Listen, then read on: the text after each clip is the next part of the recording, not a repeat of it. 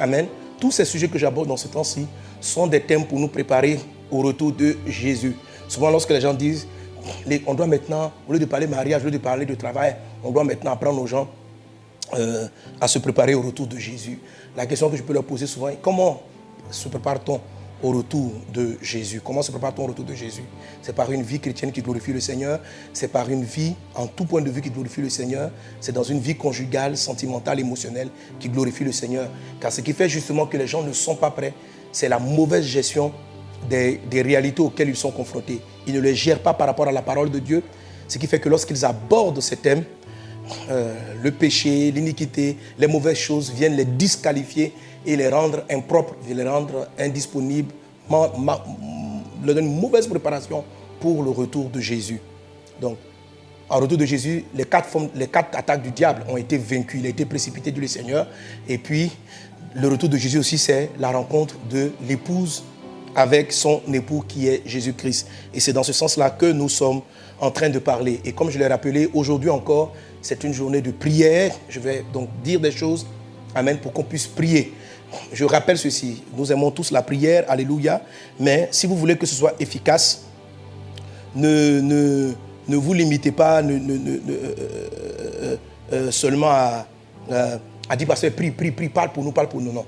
Il faut comprendre, alléluia, il faut comprendre. Jésus dit, vous connaîtrez la vérité et la vérité vous affranchira, alléluia.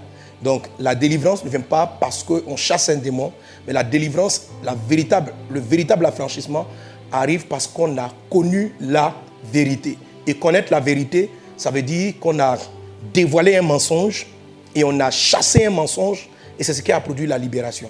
Alors, si tu as des difficultés à rencontrer l'homme de ta vie, s'il y a un lien dans ta vie qui t'empêche de te marier, s'il y a des liens qui font que tu es toujours en colère, toujours attristé, malade, parce que ces genres de choses-là qui reviennent de manière récurrente dans ton foyer sont des formes de liens, parce que ce n'est pas la volonté de Dieu que ton foyer ne puisse pas jouir du plan de Dieu, que tu n'arrives pas à enfanter, que votre couple n'arrive pas à procréer. Ce n'est pas le plan de Dieu. Ces choses-là sont là dans votre maison, dans votre quotidien, parce qu'il y a un mensonge.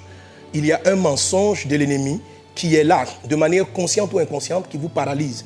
Plusieurs personnes aujourd'hui passent l'âge nubile sans se marier parce qu'il y a un mensonge de Satan qui est le plus souvent inconscient et qui paralyse leur vie. Alors, quand vous connaîtrez la vérité, vous allez être affranchis. Mais, comme ce mensonge-là est perpétué dans votre vie, est rappelé dans votre vie par des esprits impurs, parce que quel est le rôle de la possession démoniaque? Les démons, ce sont des esprits qui sont dans la vie, qui parlent en fait constamment, qui nous donnent des choses. Par exemple, un esprit de timidité, si c'est une possession, si c'est un tourment, si c'est un tourment, ça veut dire l'esprit ne te possède pas, il est à l'extérieur, mais il parle. Et c'est de rappeler, tu vois, personne ne t'aime, voilà, cache-toi, reste dans ton coin. Et il te donne constamment des sensations et des sentiments, il te donne des informations qui ont une tendance à faire truc. Un esprit de colère va attarder ton attention sur ce qui t'irrite. Quand tu vas arriver dans la maison, il va dire, tu as vu, on n'a pas placé les choses comme ceci, on n'a pas placé les choses comme cela. Et l'esprit là, le démon te rappelle ces choses afin de créer davantage dans ton cœur la colère. Pendant que l'esprit de douceur va chercher beaucoup d'excuses. Quand le Saint-Esprit qui produit la douceur arrive dans ta vie, ce qu'il fait et qu'il prend le contrôle, lui, ce qu'il va dire, c'est oh, ton mari a déplacé celui-là, n'a pas fait celui-là, mais c'est parce qu'il n'a pas l'habitude, c'est parce qu'il n'a pas appris. Si tu continues de prier pour lui, il va s'améliorer, tu vois. Donc, l'esprit de douceur ne vient pas renier les problèmes qui existent, mais il vient te donner de les aborder sans colère, sans irritation, avec un cœur apaisé, avec un cœur doux. Et quand vous créez cet environnement-là, vous permettez au Saint-Esprit d'agir dans votre couple et de réduire et de guérir toutes choses. Donc, ce qui fait que votre foyer a des problèmes, c'est parce que vous êtes souvent en colère, vous vous disputez avec votre conjoint, mais vous vous discutez sur des sujets qui sont certes avérés, qui sont réels, mais qui vous attristent et qui vous abattent. Si l'esprit de la colère, l'esprit de l'irritation, parce que Dieu n'a pas dit qu'un mariage, c'est un événement prêt à porter, alléluia, où tout est déjà parfait. Vous construisez votre couple, vous bâtissez votre maison, amen. Vous bâtissez, et cela se fait dans une atmosphère paisible, cela se fait dans une atmosphère divine, amen. C'est pourquoi les sujets qui sont négatifs doivent être abordés avec l'Esprit de Dieu et non avec les liens qui fatigue ta maison. Dans le nom de Jésus-Christ aujourd'hui, que ces démons-là qui rappellent dans ton cœur ce que tu ne dois pas savoir et qui attirent ton attention sur des choses négatives soient paralysés et anéantis au nom de Jésus.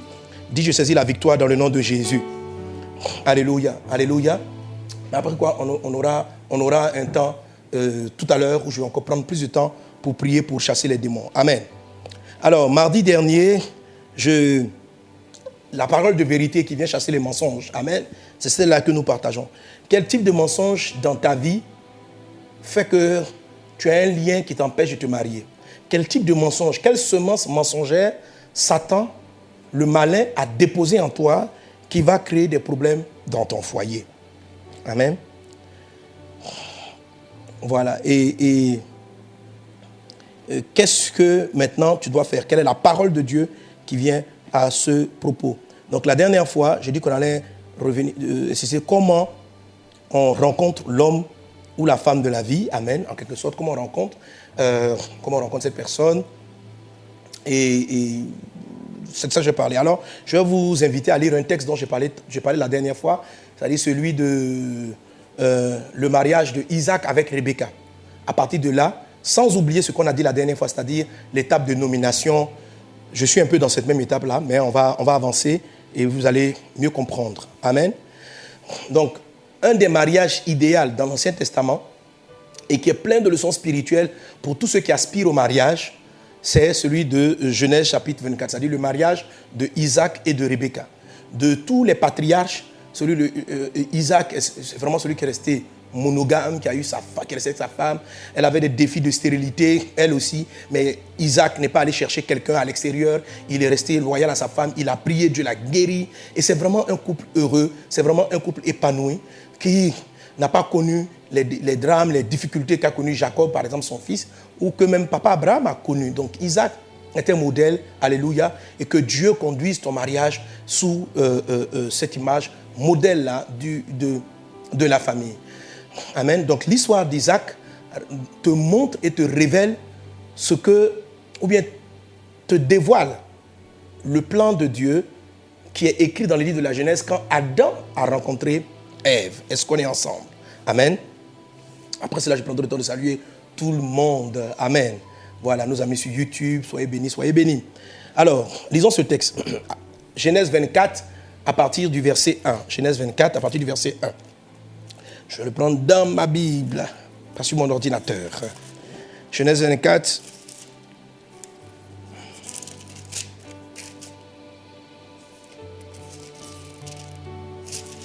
Ok. Il est dit, Abraham était vieux et avancé en âge et l'Éternel avait béni Abraham en toutes choses. Abraham dit à son serviteur, le plus ancien de sa maison, l'intendant de tous ses biens, mais je te prie ta main sous ma cuisse. Amen. Notez une chose, il a pris son serviteur le plus ancien.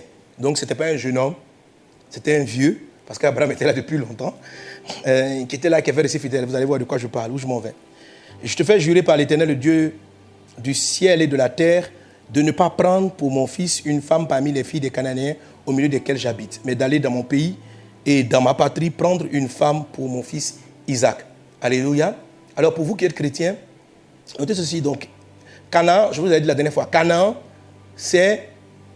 était occupé par ceux que plus tard, n'est-ce pas, Dieu va demander de faire partie, d'éloigner les Cananéens, de ne pas se marier avec les Cananéens. Donc Canaan, les Cananéens sont l'image du monde païen. Et le premier élément à partir duquel Abraham donne le critère de choix pour la femme de Isaac, c'est que n'en prend pas parmi les Cananéennes, parmi ce peuple. Nous sommes certes entourés de païens au travail, on fréquente des inconvertis partout et on fréquente aussi des frères en Christ. Dieu te dit ici, n'en prends pas, c'est-à-dire ne commence même pas par faire ta recherche du conjoint idéal parmi ceux qui ne craignent pas Dieu, ceux qui ne sont pas de ta maison, ceux qui ne sont pas de ta famille. Qui est ta famille dans le Christ? Qui est ta famille? Jésus pouvait dire quelque part, lorsque sa mère Marie est venue le voir, pour dire, on dit à Jésus, ta mère et tes frères t'appellent. Et Jésus a répondu, qui sont mes frères? Qui est ma maison? Qui est mon père? Qui est ma mère? Qui sont mes frères et mes sœurs? Il dit, ce sont ceux qui écoutent la parole de Dieu et qui la mettent en pratique. Alléluia. Donc Abraham dit, va chercher, c'est la première des choses pour pouvoir choisir votre conjoint, le bon esprit avec lequel vous devez choisir votre conjoint, c'est que le premier élément, il est c'est quelqu'un qui marche dans la parole de Dieu. C'est quelqu'un qui est votre frère, c'est votre famille dans le Seigneur. Alléluia. C'est quelqu'un qui marche dans la parole de Dieu. Parce que Jésus dit, mon frère et ma soeur, c'est ceux qui écoutent la parole de Dieu et qui la mettent en pratique. Ce n'est pas seulement qui viennent à l'église. Parce qu'il y a des gens qui viennent à l'église, qui écoutent la parole de Dieu et qui ne la mettent pas en pratique. Et il y a ceux par contre qui écoutent la parole de Dieu et qui la mettent en pratique.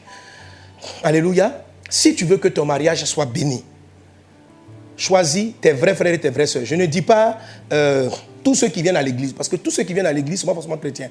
Tous ceux qui disent qu'ils ont cru en Jésus ne sont pas forcément des chrétiens. On avait lu la dernière fois Jean le chapitre 8, verset 30. Tu te souviens? Jean 8, 30. La Bible dit qu'il y a plusieurs qui ont cru en lui. Mais Jésus leur a dit plus tard, au verset 44, vous avez pour père le diable. Satan, c'est votre papa. Et ces gens ont dit, mais Satan ne peut pas être notre père. Nous, notre père, c'est Dieu. Donc ce sont des personnes qui, du bout des lèvres, affirmaient que Dieu, le Père, était leur Père, mais qui, parce qu'ils appliquaient les œuvres de Satan, et suivez bien cette partie-là, parce que vous allez comprendre là où je pars. Je vais vous expliquer, on va lire Jean 8, 44 après, je vais vous expliquer comment votre Père, même diabolique, est capable de créer en vous des mauvais sentiments et de vous amener à tomber amoureuse et amoureux de personnes qui ne craignent pas Dieu.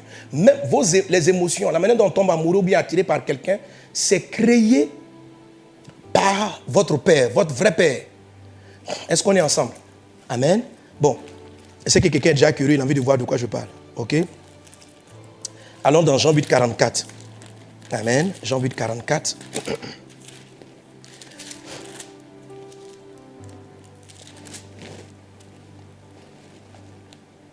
Verset 44, il dit, Jean 8, 44, il dit, vous avez pour père le diable et vous voulez accomplir les désirs de votre père.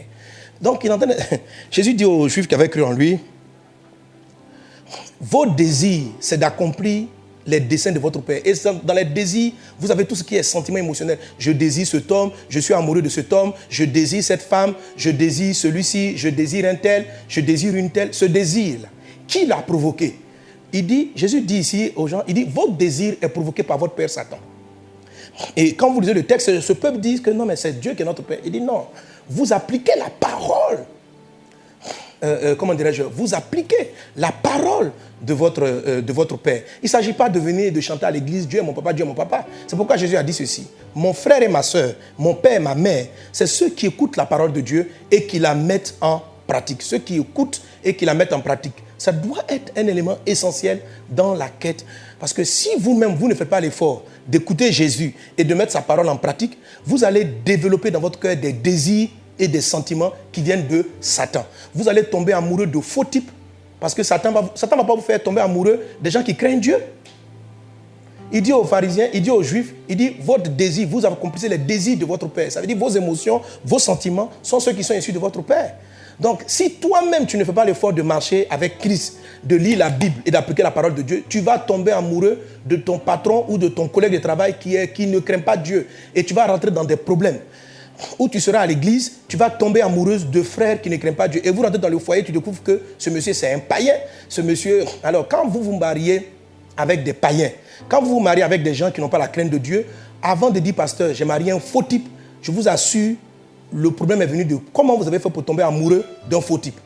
Comment tu as fait pour tomber amoureuse d'un faux type? Comment tu as fait pour tomber amoureuse? Ce sentiment-là, d'où est-il venu? Comment est-ce que tu as vu la personne, tu étais tellement attiré, c'est elle que je veux marier? Ça veut dire que toi-même à l'intérieur, il y a l'esprit de faux type ou de fausse fille. Je ne t'agresse pas, je te dis la vérité de la part de Dieu. Parce que j'ai beaucoup de forces spirituelles. Papa, vraiment, je ne supporte plus. Mon mari n'est pas sérieux. Il ne craint pas Dieu. Comment tu as fait pour dire oui et tu es parti à l'Amérique? Quel est le sentiment qui t'a amené dans ces liens? Comment tu l'expliques ça? Pourquoi tu es tombé amoureux? D'où est venu ce désir?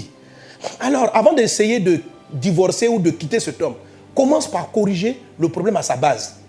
La base du problème de ton couple, ce n'est pas ton mari. C'est comment tu es tombé amoureux de lui. Amen. Et ceux qui ont suivi l'enseignement que j'ai donné à Paris, c'est ce que j'ai expliqué. Dans l'attaque du serpent, qui est le rusé et qui vous amène à prendre de mauvaises décisions. Ceux qui ont suivi l'enseignement sur les 4 attaques du diable, je vous ai dit, il y a la deuxième attaque qui est l'attaque du serpent ancien. Le serpent ancien,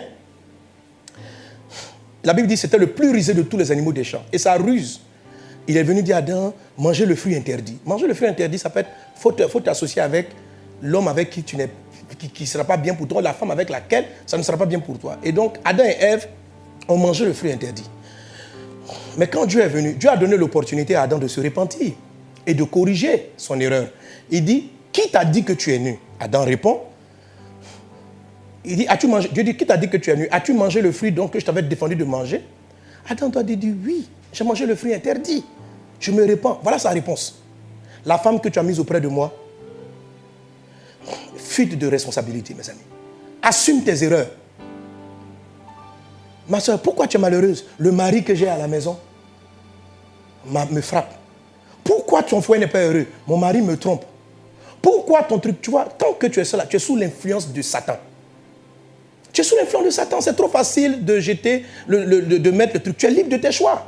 Et on dit à Adam, qui t'a dit que tu as... Comment tu sais? Tu as mangé le fruit? Il dit, la femme que tu as mise auprès de moi. C'est vrai que c'est Ève qui lui a dit de manger le fruit. Mais un des rôles du serpent, n'oubliez pas, c'est de vous amener à prendre de mauvaises décisions. C'est-à-dire, vous rendre irresponsable. Et vous amener à prendre de mauvaises décisions. Et Satan va continuer à être ton père. Le serpent va continuer à inspirer ta vie si tu es quelqu'un qui n'assume pas ses erreurs. Et qui dit, c'est oui, si Adam avait dit, oui Père, oui mon Dieu, j'ai péché contre toi, j'ai mangé le fruit que tu m'avais interdit de manger. Maintenant Dieu va te demander, comment est-ce que ça est arrivé? Tu peux lui expliquer que non, elle va venir m'expliquer. On te dit, est-ce que tu as mangé? Dis oui. Dis oui. Et quand tu commences à dire oui, tu commences à assumer tes responsabilités, on va aller chercher la cause profonde de tes erreurs. Amen. Quand tu commences à agir de la sorte, on va aller chercher la vraie cause du problème. Mais quand tu dis, donc quand Adam dit c'est la femme aussi, elle n'assume pas sa responsabilité. Elle dit c'est le serpent. Quand on est arrivé au serpent, il n'a pas dit que c'est le diable qui l'a inspiré. Parce que de toute façon, c'était un animal de la forêt. Et la Bible dit c'était un animal qui était en Éden. Et c'est le diable, Satan, qui est venu inspirer cet animal rusé. Il n'a pas mis sur quelqu'un. En tout cas, la culpabilité s'est arrêtée à son niveau. Et Dieu a commencé maintenant à parler. Il a été responsable.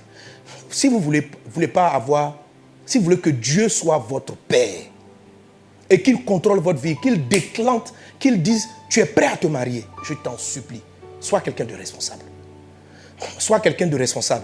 Ne divorce pas aujourd'hui parce que ton mari a fait ceci, parce que ton mari a fait cela, parce que ta femme a fait ceci, parce que ta femme a fait cela. C'est qu'est-ce que toi tu as fait? Comment en es-tu arrivé là? Amen. Et quand tu vas commencer, alors le phénomène de ta guérison va prendre place. Est-ce qu'on est ensemble? Donne un bon amen à Jésus. Alléluia. Alléluia. Donc, la première des choses pour pouvoir faire le bon choix, Dieu dit à Abraham, va dans ma famille. Et la famille d'Abraham, c'est ceux qui craignent Dieu, c'est ceux qui s'attachent à Dieu. Amen. Même si ici, de manière physique, il s'agissait de partir dans sa famille biologique, amen, sa famille d'origine, pour retrouver celle-là. Mais continuons encore, amen. Continuons. Il y a des choses puissantes, importantes à te dire. Que Dieu te guérisse, que Dieu te délivre. Alléluia. Parce qu'aujourd'hui, ce qu'on veut faire, je veux couper le lien d'hérédité qui existe entre toi, ce lien de paternité qui existe entre toi et puis une pensée du démon, une pensée du diable. C'est ça qui te met en retard dans ton mariage. C'est ça qui te pose des problèmes. C'est ça qui fait que tu as des fiançailles qui n'aboutissent pas. Et il faut le reconnaître. Il faut commencer à assumer, pasteur, Seigneur, je me trompe. Seigneur, je ne sais pas ce qui m'arrive. Et arrête de regarder les uns et les autres, de jeter la faute sur les uns. Je n'ai pas dit qu'ils n'ont pas leur part de responsabilité. Mais la guérison, la restauration, commence à assumer ta part de responsabilité. Quand Jésus a expliqué aux pharisiens, aux juifs qui étaient ici, vous avez un problème. Ils ont renié cela. Ils ont dit, nous, on est des gens bien. Ils n'ont pas pris leur responsabilité par rapport à leur péché pour que Christ leur apporte la délivrance. Et c'est pour ça qu'on a plein de problèmes. Même des gens, ils sont à l'église, ils font de fausses alliances, même dans l'église. Et après, ils se mettent à pleurer. Que Dieu nous guérisse. Il dit, mais d'aller dans mon pays, dans ma patrie, prendre une femme pour mon fils Isaac.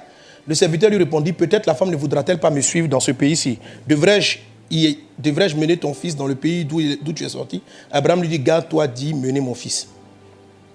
L'Éternel, bon, ici, bon bref, je ne vais pas commenter cette partie, on peut la commenter, mais je veux gagner du temps. L'Éternel, le Dieu du ciel qui m'a fait sortir de la maison de mon père et de ma patrie, qui m'a parlé, qui m'a juré, je te donnerai ce pays à ta postérité, lui-même enverra son ange devant toi et c'est de là que tu prendras une femme pour mon fils. Amen.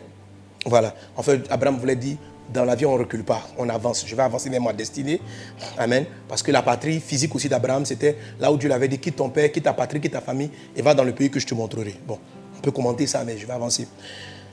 Si la femme ne veut pas te suivre, etc., on va sauter toutes ces parties. Verset 10. Le serviteur prit 10 chameaux parmi les chameaux de son Seigneur. Il partit ayant à sa disposition tous les biens de son Seigneur. Notez bien cela. Ça concerne comment l'homme, il prit tous les biens de son Seigneur. Ça traduit comment l'homme, alléluia, va chercher sa femme. Amen. Comment l'homme va chercher sa femme. Tout cela dedans. Il dit donc, il se leva et prit tous les biens de son Seigneur. Il se leva et alla en Mésopotamie dans la ville de Nacor. Il fit reposer les chameaux sur leurs genoux hors de la ville, près d'un puits. Au temps du soir, au temps où sortent celles qui vont puiser de l'eau. Et il dit, Éternel, Dieu de mon Seigneur Abraham, fais-moi, je te prie, rencontrer aujourd'hui ce que je désire. Et use de bonté envers mon Seigneur Abraham. Voici, je me tiens près de la source d'eau et les filles des gens de la ville vont sortir pour puiser de l'eau. Verset 14. Que la jeune fille à laquelle je dirai, penche ta cruche, je te prie, pour que je boive et qui me répondra. Bois et je donnerai aussi à boire à tes chameaux. Soit celle que tu as destinée à ton serviteur Isaac. Alléluia. Je veux que vous notiez bien ici la notion de destinée à. Je crois qu'il y a des personnes, je n'ai pas dit qu'il y a une seule personne, mais je crois qu'il y a des personnes qui vous sont assorties, qui vous sont destinées et qui participent à votre destinée. Amen. Qui participent à votre destinée.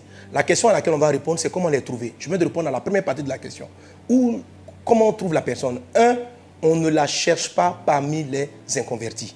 On ne la cherche pas parmi ceux qui ne craignent pas Dieu. On ne la cherche pas parmi ceux qui ne s'attachent pas à Dieu. Ça, c'est la première des choses. Alléluia. Pour pouvoir retrouver quelqu'un qui est de ma famille, il faut que moi-même, je décide de recevoir Christ comme Seigneur et Sauveur et que je m'attache à sa parole. C'est alors que je suis sûr à 100% que je trouverai la personne de ma destinée. Amen. C'est la première des conditions. Si tu n'es pas converti, il faut te convertir à Jésus véritablement. Donne-toi réellement ta vie, que Satan ne soit plus ton père. S'il n'est plus ton père, Dieu pourra décider et contrôler ta vie matrimoniale. Si Satan est ton père, il sera le contrôle de ta vie matrimoniale. Et il est ton père dans toutes les conditions que j'ai citées précédemment. Il dit donc que la femme à laquelle je dirai, penche ta cruche, je te prie pour que je boive et qui répondra, bois, et je donnerai aussi à boire à tes chameaux, soit celle que tu as destinée à ton serviteur Isaac. Et par là, je connaîtrai que tu uses de bonté envers mon Seigneur. Il n'avait pas encore fini de parler que sortit sa cruche sur l'épaule Rebecca, née de Bethuel, fils de Milca, femme de Nacor, frère d'Abraham. C'était une jeune fille très belle de figure. Elle était vierge et aucun homme ne l'avait connue. Elle descendit à la source, remplit sa cruche et remonta. Le serviteur courut au-devant d'elle et dit, laisse-moi boire, je te prie, un peu d'eau de ta cruche. Elle répondit, bois mon Seigneur. Et elle s'empressa d'abaisser sa cruche sur sa main et de lui donner à boire. Quand elle eut achevé de lui donner à boire, elle dit, je puiserai aussi pour tes chameaux jusqu'à ce qu'ils aient assez bu. Et elle s'empressa de vider sa cruche dans l'abreuvoir et courut encore au puits pour puiser. Et elle puisa pour tous les chameaux, 10 chameaux. Vous savez combien les chameaux boivent? À l'époque, j'avais enseigné là-dessus. On va dire un chameau, je ne sais plus combien de litres d'eau il boit, j'ai oublié la quantité. Si quelqu'un s'en souvient, peut me rappeler. En tout cas. Et puis elle dit, elle va boire jusqu'à ce que les chameaux soient rassasiés. C'est-à-dire, c'est plusieurs tours au puits pour ne serait-ce qu'abreuver un seul chameau. Peut-être que le chameau peut boire 20 litres, 30 litres, je ne sais pas, d'eau en un trait. Waouh! L'homme la regardait avec étonnement et sans rien dire pour voir si l'Éternel faisait réussir son voyage ou non. Quand les chameaux... Comment? Un chameau boit combien? On dit un chameau peut boire 200 litres. Non. Tu as mis ça où ça? Tu as cherché? Et bon, je comprends qu'elle a donné 200 litres. Parce que 200 litres, c'est... Bon, en tout cas, ils ont bien bu. Amen. Mais en tout cas, ils boivent beaucoup.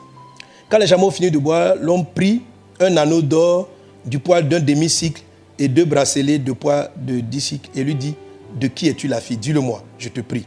Y a-t-il dans la maison de ton père de la place pour passer la nuit? Et je vais laisser la suite de la lecture pour plus tard. Amen. C'est extraordinaire. Alléluia. Extraordinaire. Alors, dans cette histoire, vous avez la partie même de la nomination des animaux. Tout intervient là-dedans. Tout intervient là-dedans. Ce dont on a parlé à partir de Genèse 2 concernant le mariage d'Adam et de Ève. Amen. Alors, amen. Ce que je dis, comme je le dis, c'est la vérité qui va te libérer. Demeure dans la parole de Dieu, c'est la vérité qui va te libérer, de sorte que lorsque le démon sera chassé, il y aura de bons fondements dans ta vie. N'oublie pas ce que le Seigneur dit. Lorsqu'un esprit impur est parti, il part et il essaie de revenir. Et s'il vient, il trouve la maison, la Bible dit, il trouve la maison vide et ornée. Ornée. Orner, ça veut dire quoi? Ça veut dire décorer. Qui l'a décoré? C'est la parole que tu as reçue dans ton cœur. Alors, si tu ne laisses pas la parole de Dieu remplir ton cœur, après l'avoir reçue, et que la parole vient te visiter, elle est ornée par les belles paroles que tu entends de la part du Seigneur, mais que tu ne la remplis pas à nouveau de la parole de Dieu, et que tu la laisses ouverte dans ta mentalité aux démons et aux esprits impurs, peut-être que ta situation va devenir encore plus compliquée. Donc si tu n'as pas envie de changer de vie, si tu n'as pas envie d'écouter la parole de Dieu, au lieu d'être comme ces juifs-là, qui à la fin de l'histoire, qui avaient cru en Jésus, mais qui ont pris des cailloux pour lapider Jésus, s'il te plaît, tu peux ne plus écouter. Mais si tu veux que ta vie change, si tu veux voir la gloire de Dieu dans ta vie, écoute et applique ces choses. Laisse-toi être rempli du message de Jésus et tu verras la gloire de Christ. Est-ce qu'on est ensemble? Amen. Alors, voilà donc l'histoire. Il arrive et le serviteur d'Abraham va poser cette condition-là. Il a dit, Seigneur, pour que mon voyage réussisse, voici le signe que je vais demander. La fille à qui je vais demander à boire et qui me proposera aussi de donner à boire à tous mes chameaux, soit celle-là que tu as destinée à mon Seigneur Isaac. Donc celle que tu as destinée. Notez bien la façon dont il cherche à reconnaître la femme de Isaac. Par un élément de vertu, un élément de bonté. Alléluia. Amen. Il va pas, vous voyez, si vous voulez chercher votre conjoint, ne faites pas ces genres de prières qui vont vous amener dans l'erreur. Seigneur, si aujourd'hui là tu veux me montrer l'homme de ma vie, je soupçonne que ce soit ce frère-là, qu'aujourd'hui il vient en chemise rouge, qu'il arrive en chemise bleue. Parce qu'on s'en fout des chemises rouges, qu'est-ce que tu vas foutre avec une chemise bleue? Ce ne sont pas des bons signes.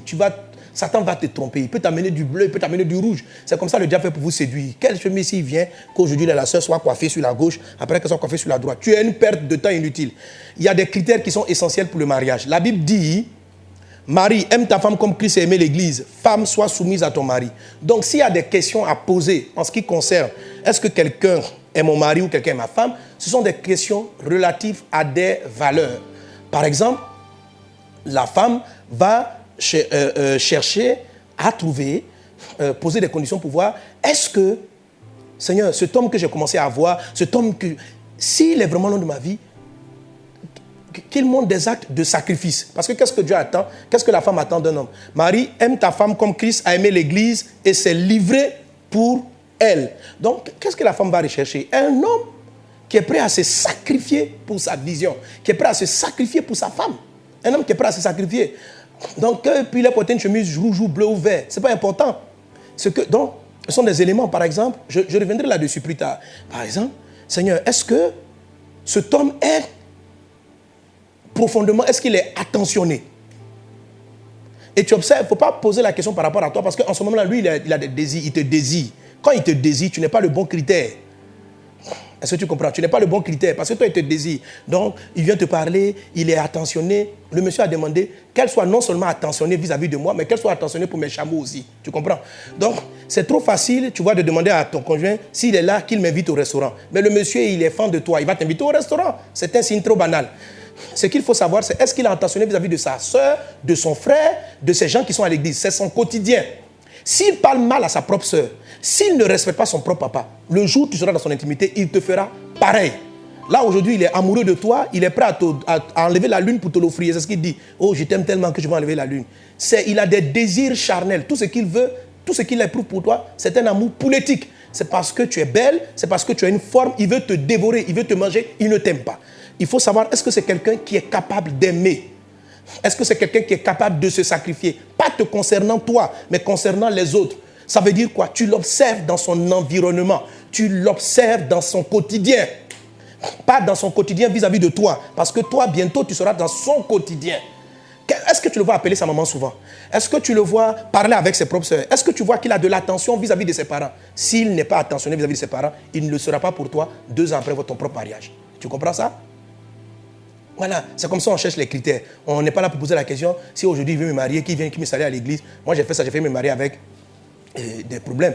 J'ai prié, j'ai dit Seigneur, si la fille là, si c'est elle, qu'elle vienne me dire je t'aime. Mais si la personne, et puis la soeur vient me dire, frère, je t'aime bien. Mais ce n'était pas ma femme. Jésus m'a sauvé, mes amis. Ce n'était pas les bons critères. Vous savez, il faut faire attention. Est-ce qu'on est ensemble? Quelqu'un donne un bon amen à Jésus. Alléluia. Alors, il y a des signes qui sont intéressants. Il dit, Et mes soeurs, ça va vous montrer qu'est-ce que Dieu attend de vous. Comment on nomme les animaux. Alors, prenons d'abord le côté féminin, le côté de la femme. Qu'est-ce qui a qualifié Rebecca pour le mariage? C'est son cœur de soumission. C'est son cœur de soumission. Ça veut dire quoi une soumise? Quelqu'un qui est soumis, c'est quelqu'un qui aime servir les autres. C'est quelqu'un qui aime décharger, qui aime porter le... Parce que je vais vous expliquer ce que c'est que la soumission, c'est quoi? C'est aimer décharger les uns et les autres. Ma soeur, tant que Dieu voit que tu ne cherches pas à décharger les gens, tout ce qui t'intéresse, c'est ta propre vie. Et vous savez pourquoi aujourd'hui, les gens on a des problèmes de mariage? C'est à cause de l'esprit mensonger qui est dans le monde. La Bible dit, dans le livre de 1 Corinthiens 13, la Bible dit, le vrai amour ne cherche pas son intérêt. Or, l'amour qui cherche son intérêt, c'est l'amour du poulet, n'est-ce pas? Amen.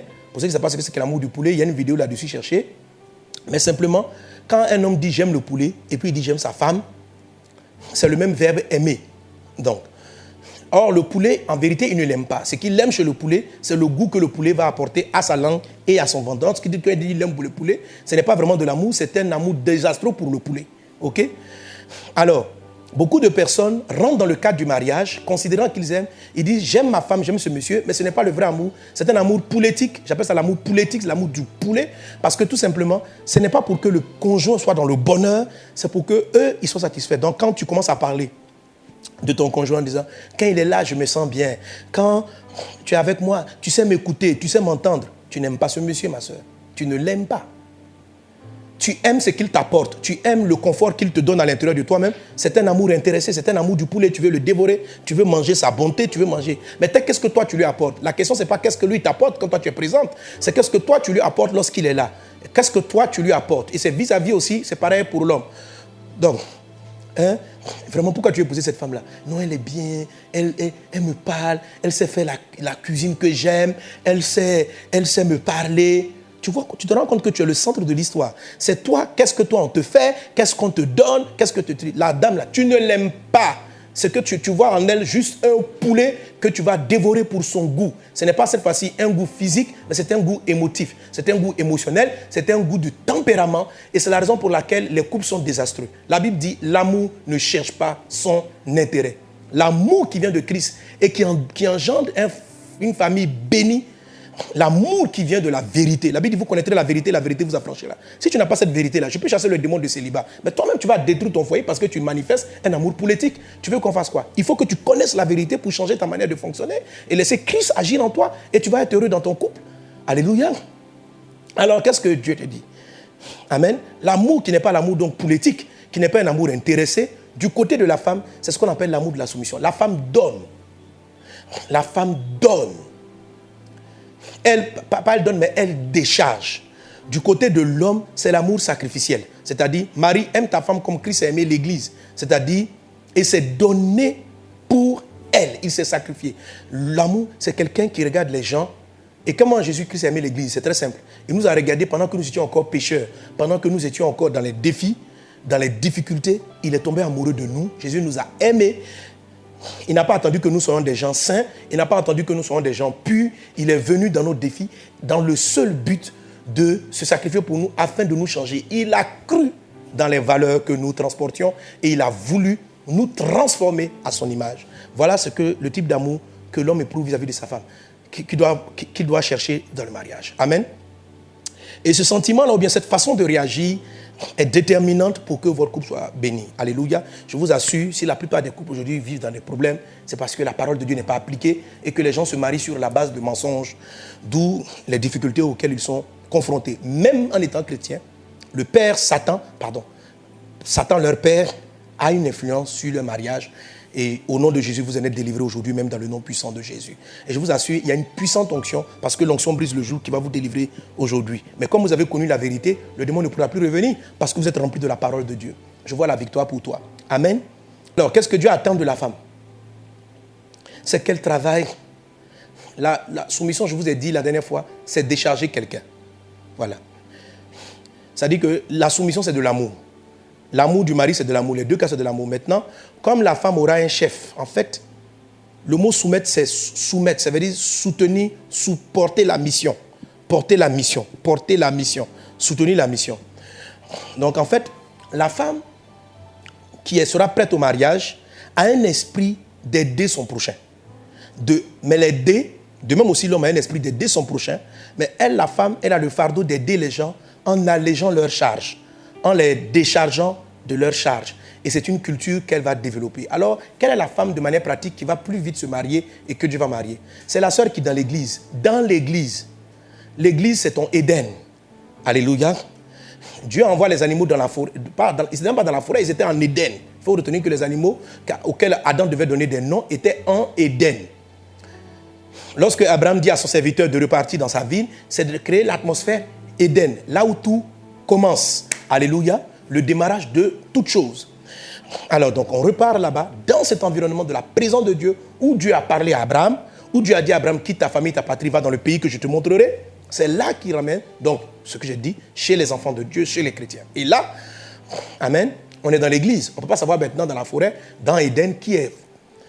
Et l'homme devait s'occuper des animaux, prendre soin d'eux, leur donner des noms, sans attendre quelque chose en retour. C'est pareil vis-à-vis de la femme. Parallèlement, donc, la femme, elle doit développer un esprit de service, un esprit de décharger les gens. Elle décharge qui? Ma soeur, il ne faut pas chercher à décharger seulement les hommes dont tu es amoureux ou tu penses pouvoir marier. Quand Rebecca a vu le vieux monsieur, c'est pourquoi j'ai dit au début, regarde, on dit l'ancien serviteur d'Abraham. Donc, c'était un gars qui était vieux. Elle-même, elle savait qu'elle ne pouvait pas le marier. Donc, quand il a demandé, donne de l'eau à ses chameaux, donne-moi de l'eau à boire, elle n'a pas donné de l'eau parce qu'elle attendait quelque chose. Je vois des soeurs qui veulent se marier, elle dit, pasteur, je fais la cuisine pour les frères à l'église. Mais tu fais la cuisine seulement des frères de qui tu es amoureuse. Il y a des frères qui sont à l'église, simplement, vous voulez vous marier. Simplement, je vous ai dit de ne pas vous isoler. De ne pas vous isoler. La mentalité d'isolation vient à l'opposé où la Bible dit, il n'est pas bon que l'homme soit seul. Les filles qui s'isolent, c'est une mentalité de Bala. C'est-à-dire parce qu'elle a été blessée, elle est blessée des guerres. Donc dans l'église, tu es seul dans ton coin, blessé par tes relations précédentes, tes émotions, ton raisonnement, c'est balaïsé. C'est-à-dire, Bala, c'est la situation vieille que maman Sarah avait. Amen. Ça, je prends toujours pour ceux qui nous prennent en marche. Donc réécoutez, il y a combien de mardi live, vous allez voir, je définis qu'est-ce qui est Bala, qu'est-ce qui est Eden, qu'est-ce qui est Népios. Donc, ma soeur, pourquoi tu es heureux dans l'église? Pourquoi tu ne t'approches pas des uns des autres? Pourquoi tu n'es pas serviable? Parce que tu es une victime. Victime peut-être par rapport à ton père, victime par rapport à ta mère. Or, pour rencontrer l'homme de ta vie, il faut que tu rentres en Éden. C'est-à-dire, tu vas rencontrer des gens. Et qu'est-ce que tu dois faire vis-à-vis de ces personnes? Tu dois cultiver l'art d'aider sans calculer. Alors, je vois des sœurs, vous arrivez à l'église, elles sont isolées.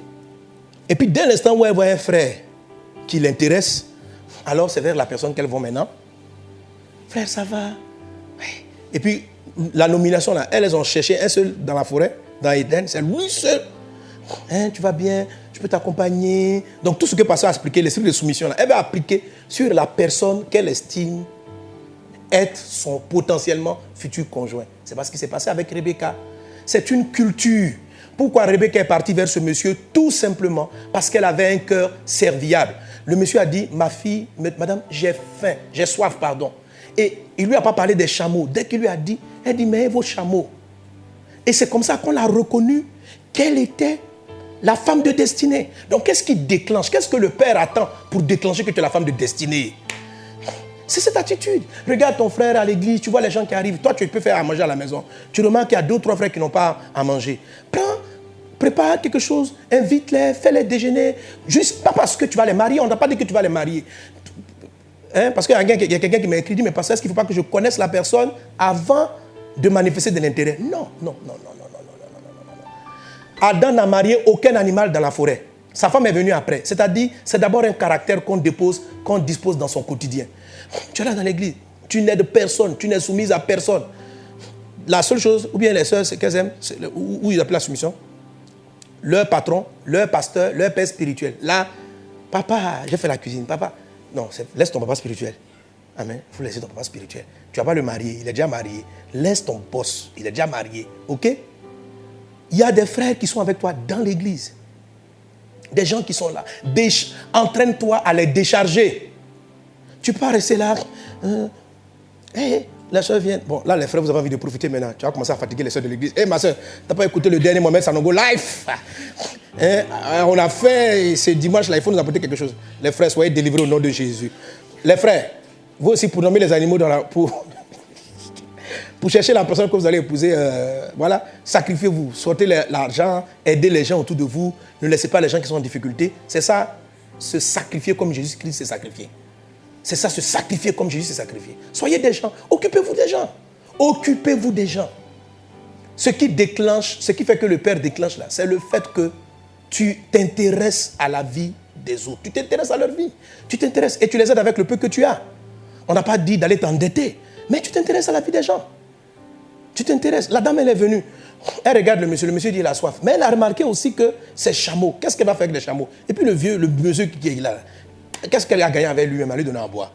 Elle sait qu'il ne va pas le marier. Pourquoi toi, tu sélectionnes les gens que tu vas aider? Et quand tu remarques un frère qui t'a l'air intéressant, c'est là maintenant tu manifestes de l'intérêt, tu veux être à ses fêtes anniversaires, tu fais tout pour tourner autour de lui là-bas. Là. Dieu n'aime pas ça. Dieu n'aime pas ça. Ce que tu es en train de faire, c'est un amour politique. Tu recherches ton intérêt. Tes gestes de bonté sont calculés. La manière dont tu affabes devant la personne, tu utilises un langage doucereux et puis après, tu parles mal aux autres frères du quartier. C'est de l'amour politique. Tu n'es pas prêt à te marier selon Dieu. C'est pourquoi,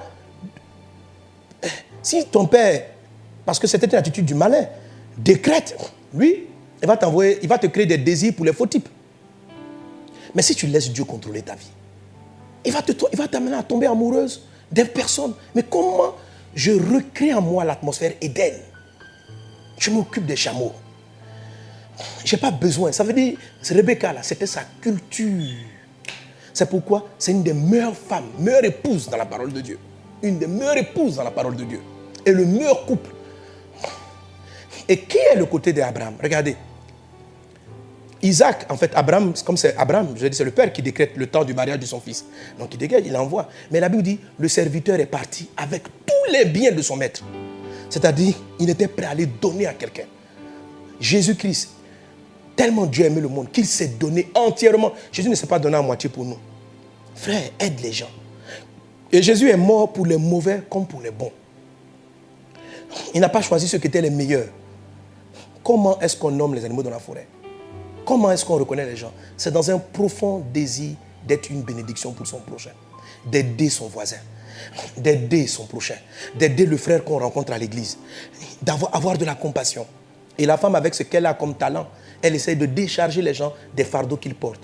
Ça peut être le pasteur, ça peut être le frère, ça peut être ceci. Sans essai d'intérêt. Amen. Voilà. Donc généralement, je travaille dans le groupe des chantres. Voilà, il ne faut pas inviter un seul frère tout le temps. Il va croire qu'il va dire que tu es en train de lui faire des avances déjà. Voilà. On doit sentir que, tu le fais naturellement. Naturellement. Tu vas voir que c'est cette attitude-là, dans tout ça, là, le bon frère. D'abord, il y a des faux frères aussi qui vont tomber amoureux de toi. Mais bientôt, on aura l'autre critère du discernement, ce que j'appelle le profond sommeil. Alléluia. C'est lui maintenant qui va maintenant te décanter. Parce que lorsque tu vas t'ouvrir autour de toi, à tous ceux qui sont à Éden, lorsque tu vas manifester cette ouverture-là, il est certain que ton attitude altruiste, ta bonté, ta soumission, ton attitude homme de dédiement, de te dédier au bien des autres, c'est ce que Jésus-Christ a fait. Vous voyez que pour la femme comme pour l'homme, ça se ressemble. Amen. Jésus-Christ est venu porter nos fardeaux. Donc, dans l'amour même de l'homme, il y a aussi de la soumission. Il y a aussi de la soumission. Donc, quand tu vas te dédier, honnêtement, tu vas attirer beaucoup de gens vers toi. Et c'est ce qui va t'élever, ce qui va te préparer. C'est en faisant cela que Dieu développe en toi l'art du discernement. Rappelez-vous ce qu'on a lu dans Hébreux, que le bon discernement, c'est celui qui vient par l'usage. Donc, c'est ce que tu fais en étant l'usage. C'est ce qui est l'usage. Alléluia. Et après, amen, quand Adam a fini, il a dit, je n'ai trouvé aucun qui soit mon semblable, os de mes os, chair de ma chair, qui soit mon semblable. Dieu l'a plongé dans le profond sommeil. Et c'est là qu'on abordera donc le mardi prochain. Et là, qu'est-ce qui va lui passer? Il va lui donner la vision. Ah, ne manque pas mardi prochain. Alléluia, c'est trop important. Rappelez-vous, je vous ai dit, qui se marie? Ce sont les gens qui sont les jeunes gens. Joël 2 dit, les jeunes gens auront des visions, les vieillards auront des songes. Quand quelqu'un est Bala, il a des songes. Quand quelqu'un est Éden, il a des visions. Il y a une différence, mon ami. Et ça, c'est ce qui va déclencher le discernement de l'homme ou la femme de ta vie. Amen. Mais quelqu'un va me dire, mais pasteur, est-ce que je dois tout recommencer? Parce que vraiment, j'ai raté toutes les périodes de nomination. Je me suis marié à beaucoup d'animaux de la forêt. Voilà, on n'a pas dit de te marier les chameaux. Mais comme je l'ai dit tantôt, il y a d'abord reconnaître sa responsabilité. C'est la première des choses. Et maintenant, laisse le Saint-Esprit va agir. Pour beaucoup d'entre vous, cette période-là, pourquoi je crois que votre mariage ne va pas tarder? Parce que ce n'est pas vous qui vous mettez en Éden. Dieu même vous a mis de manière naturelle en Éden, au milieu des frères de l'église, au milieu de toutes les personnes. C'est juste que physiquement vous êtes en Éden, mais votre esprit, votre parole, votre raisonnement n'est pas à Éden. Il est passé côté Balak, du coup vous êtes isolé dans l'église, ou il est encore côté Népios, et vous êtes là simplement en train de rechercher l'attention, l'affection, chercher le conjoint, donc côté Népios, qui va désaltérer votre cœur et vous manifester un type d'amour politique, parce que tout simplement, l'affection que le Père aurait dû vous donner, vous ne l'avez pas eu. Vous ne l'avez pas eu et vous la recherchez au travers. C'est ce qui amène beaucoup, par exemple, de personnes à tomber amoureuses de leur père spirituel. En réalité, ce n'est pas de l'amour. Je crois que c'est de l'amour, mais c'est un amour politique. C'est parce que c'est la personne qui sait les écouter, qui sait parler avec elle. Elle trouve en lui beaucoup d'attention, beaucoup d'affection. Ce qu'elle n'a pas eu chez son père, du coup, si elle pouvait marier ce personnage-là, si elle pouvait l'épouser. En fait, tu n'es pas amoureux, tu ne l'aimes pas. Ce n'est pas ton mari. Il ne faut même pas laisser ce sentiment-là perdurer dans ton cœur. Sois délivré au nom de Jésus. Voilà, sois délivré. C'est un démon qui est en train de te parler et qui va te faire perdre du temps. C'est une séduction du serpent qui va te faire perdre du temps. Donc, arrête de convoiter ton père spirituel ou des gens que tu trouves être des modèles. Tu aurais voulu que ton conjoint soit comme ceci. C'est une perte de temps. Ce sont des désirs qui te sont créés par le père Satan, par Satan, qui peut être aussi un père. Ce n'est pas le père que tu dois avoir. Ton père, c'est Dieu. C'est lui donc qui va te donner l'amour dont tu as besoin, qui va combler cet amour dont tu as besoin. Un témoignage que me donnait, on m'a donné, qu'un témoignage m'a dit, la façon dont je joue, je sautais, mes enfants m'ont dit, mais c'est quelque chose que toi tu n'as pas reçu. J'ai un père extraordinaire, mais il y a des choses peut-être qu'il n'a pas eu. Vous savez, les parents avant, les enfants, les parents, nos grands-parents, les parents, leur papa ne jouait même pas avec eux, donc ils ne savent pas jouer avec leurs enfants. Et moi, je joue beaucoup avec mes enfants. On saute, on rit, on fait toutes sortes de choses. On m'a dit, mais c'est quelque chose que toi, tu n'as pas reçu. D'où as-tu reçu ce côté, attention, vouloir jouer avec tes enfants? J'ai compris que ce que mon père biologique m'a pas donné, mon père céleste me l'a donné. Ce que tu cherches, ma soeur, en ce moment, c'est l'amour qui vient de Christ. Ce n'est pas le mariage même. Rentre dans ton intimité et dis, Jésus, je manque d'attention, je manque d'affection, je n'ai personne avec qui parler, je n'ai pas d'amis. Demande-lui, il va te le donner. Je ne sais pas comment ça va venir, mais ça vient, ça marche.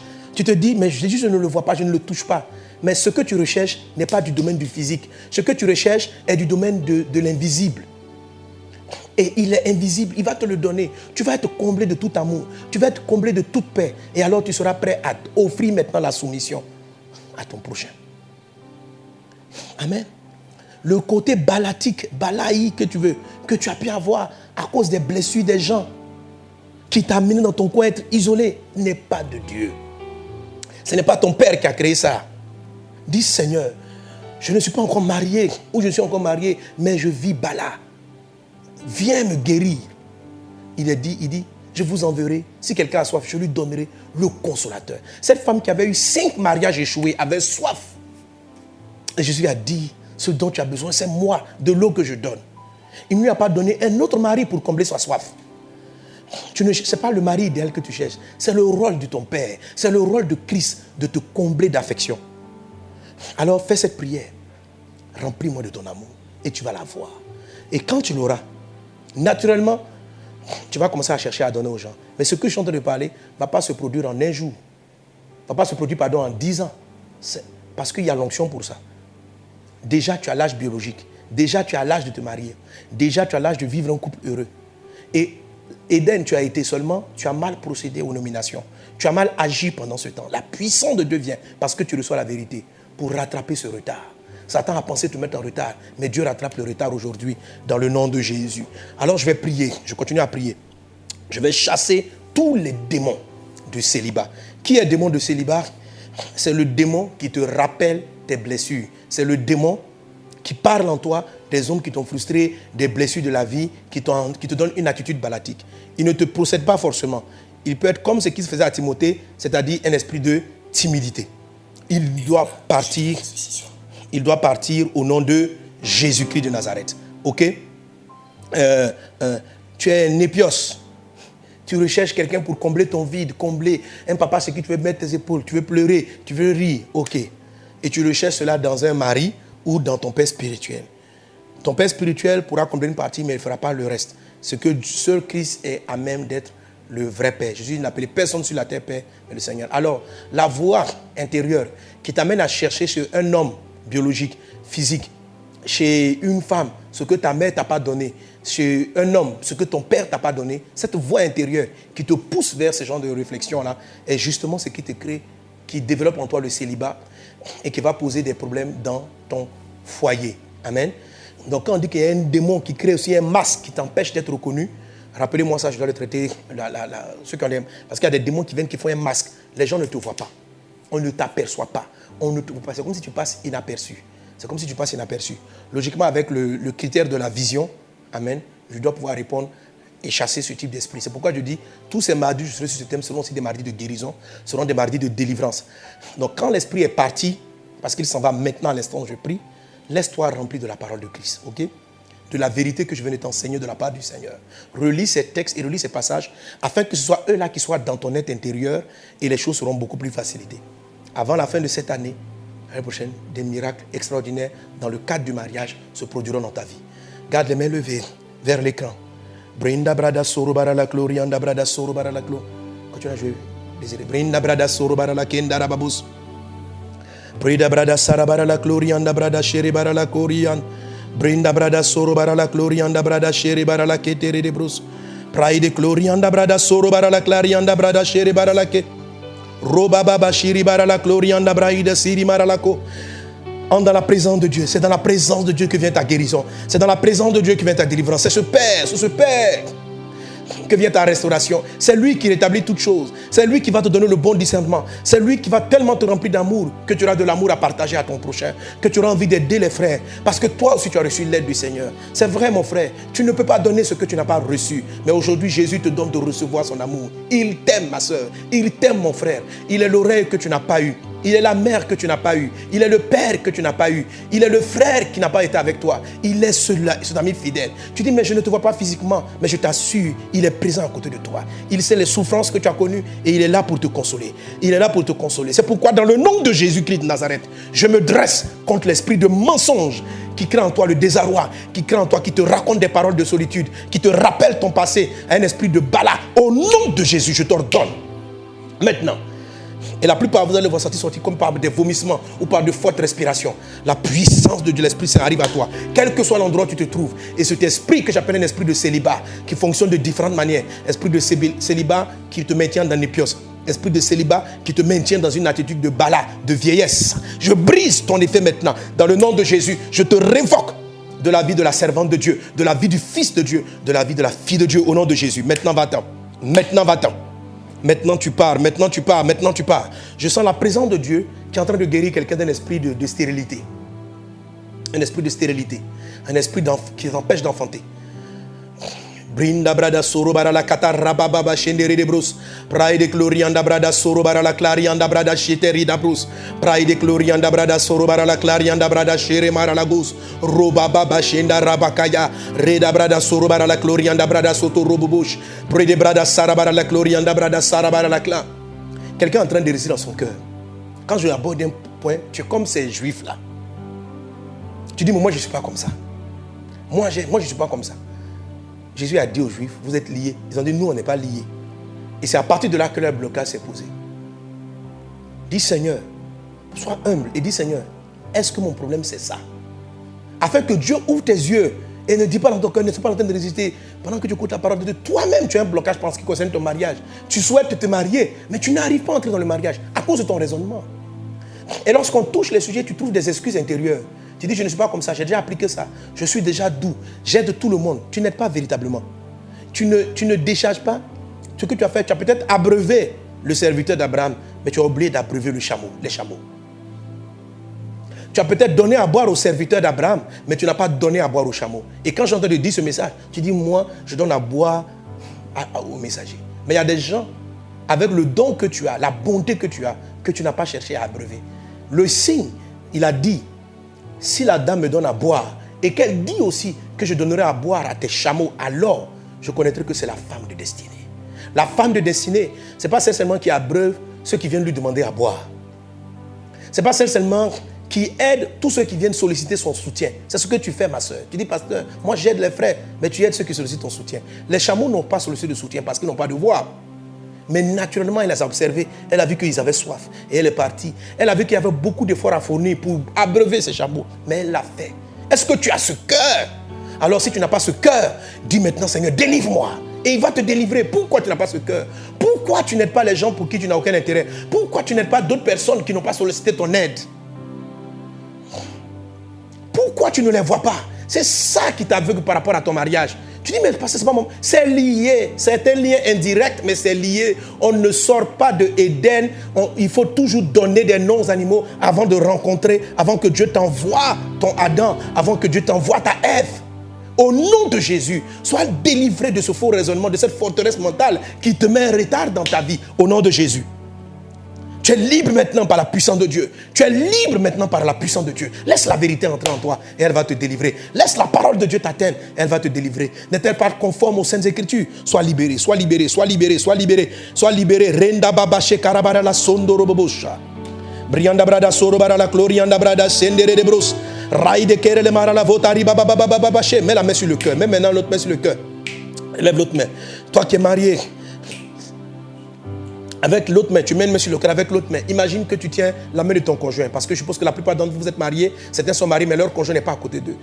Et pendant que Dieu te délivre, Dieu le délivre aussi là-bas pour qu'il fasse sa part. Toi, tu as ta part, il a sa part. Mais au nom de Jésus, le feu de Dieu arrive pour briser les forteresses. Seigneur, tu as dit dans ta parole, les âmes avec lesquelles nous combattons ne sont pas charnelles. Elles sont puissantes par la vertu de Dieu.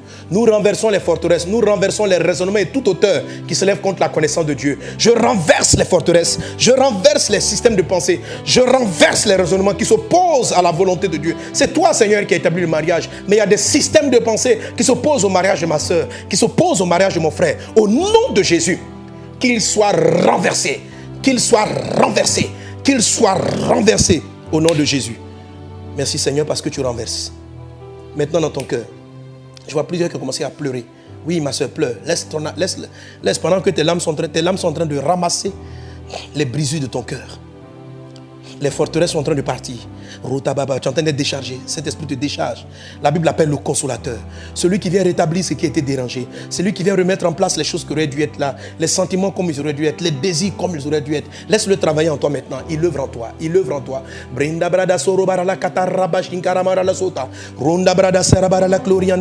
Laisse-le te toucher. Ouf, je vois une délivrance. Je vois une délivrance. Quelqu'un, un esprit, je vois une dame dans sa maison. L'esprit est en train de l'agiter. L'esprit est en train de l'agiter dans sa chambre. Sors d'elle. Sors d'elle. Sors d'elle. Sors d'elle avec la maladie que tu apportes. Va-t'en. Pars. Tout de suite par la bouche. Au nom de Jésus. Au nom de Jésus. Au nom de Jésus. Sors maintenant. Tu pars. Je m'attaque à l'esprit des faux pères. Je vous avais dit que j'allais prier pour les faux pères. Les faux pères. Jésus a dit aux Juifs, vous avez pour père Satan. Ils ont dit, mais nous, notre père, c'est Dieu. Il a dit, votre père est Satan. Or, je vous avais expliqué, cher ami, selon le livre de 1 Corinthiens chapitre 7, que sur le plan spirituel, c'est le père qui décrète et qui décide le processus du mariage.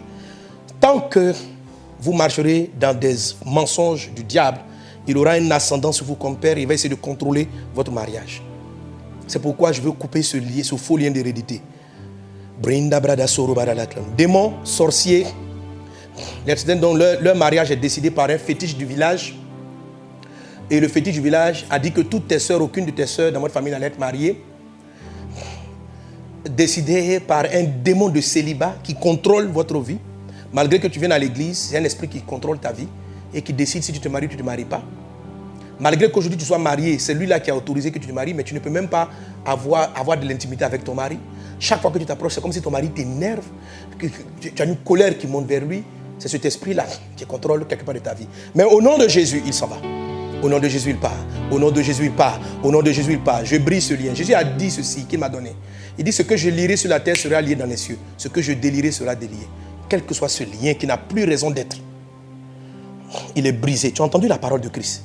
Il y a longtemps, tu es dans l'église et tu entends les messages de Jésus. La parole est en toi. Maintenant, prends la décision et laisse cet esprit-là partir. Liens d'hérédité, liens familiaux. Je brise tes œuvres au nom de Jésus. Ce frère et cette sœur n'a pour père que le Père seul qui est dans le ciel. Alors déclare avec moi. Dis avec moi, Père, tu es mon Père. Père céleste, tu es mon Père. Je refuse. Je n'accepte aucun autre Père si ce n'est que toi. Je te donne ma vie. Je reçois ta parole et je marche dans ta parole. Aide-moi à marcher dans ta parole. Tu es mon Père. Oh Seigneur, décide sur ma vie. Et qu'aucun autre n'a le pouvoir de décider sur ma vie. Au nom de Jésus. Sur la base de ta parole, je chasse tout père illégitime. Je chasse tout père mensonger. Je chasse le père du mensonge. Je chasse les sorciers, les fétiches. Les liens d'hérédité sont brisés dans le nom de Jésus. Dans le nom de Jésus. Mardi prochain, j'ai parlé des masques qui empêchent d'être visibles, qui empêchent d'être vus. Je brise le masque qui est sur ton visage déjà. Au nom de Jésus. Même si c'est mardi prochain, je donnerai la révélation sur les masques spirituels. Je brise le masque qui est sur ton visage. Au nom de Jésus. Tant qu'un masque persiste, on ne peut pas te voir. On ne peut pas te voir. Or, les jeunes gens ont des visions. Les jeunes filles ont des visions. Mais la vision, le masque aussi t'empêche toi-même de voir. Le masque aussi t'empêche toi-même de voir. On ne te voit pas, mais toi aussi tu n'arrives pas à déployer la vision. Le masque, c'est l'esprit qui t'empêche de déployer la vision. Or, c'est dans le profond sommeil que tu vois et que tu attires vers toi le conjoint de ta vie. Je casse ce masque-là maintenant au nom de Jésus-Christ de Nazareth. Qu'il en soit ainsi. Le feu de Dieu descend là où tu te trouves. Et je prie aussi pour toutes les personnes malades. Je prie aussi pour toutes les personnes en attente d'une direction professionnelle. Que la faveur de Dieu soit avec vous. Soyez bénis dans le puissant et impressionnant de Jésus. Et quelqu'un dit avec moi un bon Amen. Amen. Voilà, réécoutez en boucle ces prières et cet enseignement. Et laissez tous les démons là partir. Ils vont partir. Ils sont en train de partir. Ils sont condamnés à partir. Quand Dieu donne une onction, il accorde la puissance pour qu'il en soit ainsi. Soyez guéris, soyez délivrés. Donc, comme je l'ai dit tantôt, je n'ai pas fini notre programme de guérison et de délivrance. Mardi prochain, écoutez, vous comprenez pourquoi vous avez besoin de l'enseignement. Vous avez besoin de l'enseignement pour qu'il vienne remplir le vide qui est laissé par le mensonge de Satan dans votre vie. Lorsqu'il vous mentait, ça vous donnait un système de pensée. Quand Jésus vous délivre, le démon s'en va, ça laisse un vide. Il faut remplir cela de la parole de Christ afin de ne pas retomber sous les effets du malin.